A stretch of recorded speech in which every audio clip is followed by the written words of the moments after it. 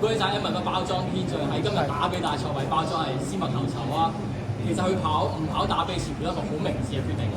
係因為佢應該係起勝區啊，即係另外一隻16米馬嘅同母嘅馬，咁佢副係 Rubik 就已經係1200米馬添啦，咁所以就1800、2000對佢實在太長啦。翻嚟首本嘅1400路程應該發揮到佢最佳嘅水準。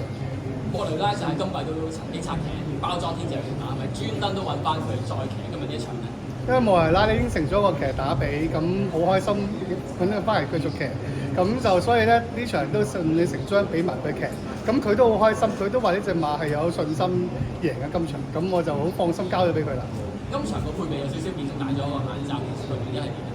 因為佢之前唔係好集中去衝，咁所以咧就希望帶個眼包咧，令佢更加集中精神去衝。咁好明顯今次咧嗰個衝刺力都係非常之專注，亦都非常之好嘅。呢匹馬季嘅內下部署點？因為都應該會加到上差唔多100分，甚至100分左右㗎啦。似乎佢咪級制賽都會有啲負擔。未諗呢個問題，因為仲係4歲，我覺得隻馬今季都跑咗唔少場次，而家贏到呢個分數，我要同我練馬師再商量，係咪應該出賽啊，定係休息一下？